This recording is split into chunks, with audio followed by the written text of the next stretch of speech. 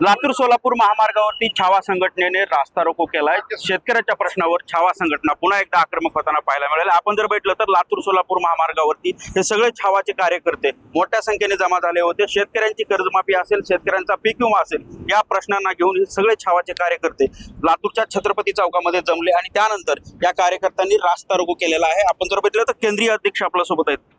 पुन्हा एकदा रस्त्यावरची लढाई लढावी लागते। काय मागणी आहेत, कशासाठी रास्ता रोको केलाय? आज या ठिकाणी आजचं सरकार जे आहे ते शेतकऱ्यांना कर्जमुक्त करू म्हणून सत्तेवर आलेलं आहे। आता isakal.com आहे देशातील नंबर 1 ची मराठी न्यूज वेबसाईट। प्रत्येक अपडेटसाठी isakal.com ला नक्की भेट द्या।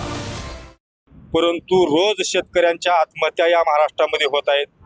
आजची तर परिस्थिती अशी झाली आहे की दसरा दिवाळी तोंडावर आलेली आहे, शेतकरी संकटामध्ये सापडलेला आहे। सरकारनं तात्काळ ओला दुष्काळ जाहीर केला गेला पाहिजे आणि शेतकऱ्यांची संपूर्ण कर्जमाफी केली गेली पाहिजे।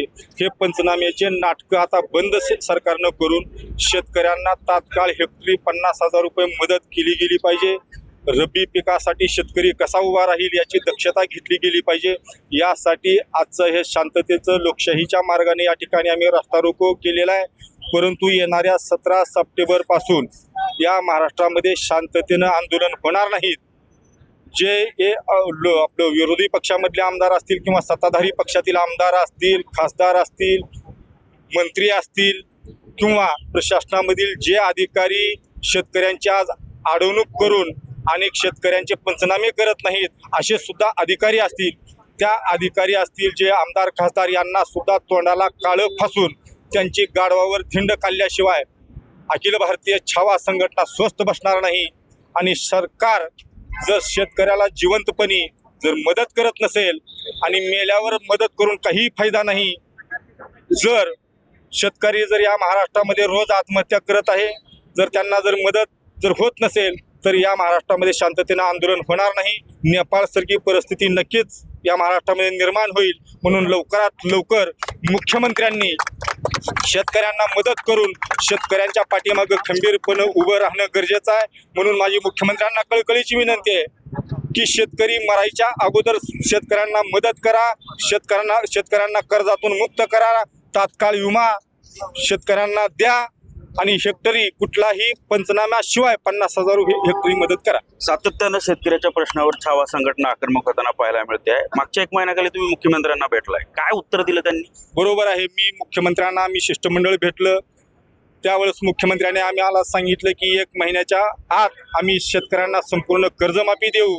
परंतु आज 2 महिने उलटून गेलेले आहेत। रोज शेतकरी कुठं ना कुठं मरतोय, परंतु सरकार याकडे कुठंच लक्ष द्यायला तयार नाही। मग सरकार मेल्यावरच लक्ष देणार का? मेल्यावरच सर्व मदत देणार का? म्हणून माझं मुख्यमंत्र्याला सांगणं आहे की आता तर शेतकऱ्यांना मदत करा आणि शेतकऱ्याच्या पाठीमागं खंबीरपणानं उभं करा। शेतकऱ्याची जर दिवाळी दसरा जर गोड होणार नसेल तर सरकारचं सुद्धा दिवाळी दसरा गोड आम्ही होऊ देणार नाही। या सरकारला शेतकऱ्यांची ताकद आम्ही दाखवून देऊ, कारण की हा महाराष्ट्र असेल हा देश असेल शेतकऱ्यांचं अन्नधान्य जो पिकवणारा शेतकऱ्यांच्या जीवावर चालतो। पण शेतकऱ्यांना आज या ठिकाणी ज्या मातीमध्ये काबाड करतो त्याच मातीमध्ये जीव देण्याची, त्याच मातीमध्ये आपली माती होण्याची वेळ आलेली आहे।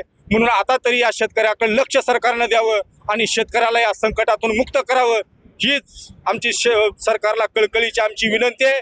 जर विनंती कळत नसेल तर छावाच्या पद्धतीने या महाराष्ट्रामध्ये सरकारला आम्ही आमची ताकद दाखवून देऊ। एकूणच जर पाहिलं तर शेतकऱ्याच्या प्रश्नावर सरकारने लवकर तोडगा काढावा, तीव्र आंदोलन करू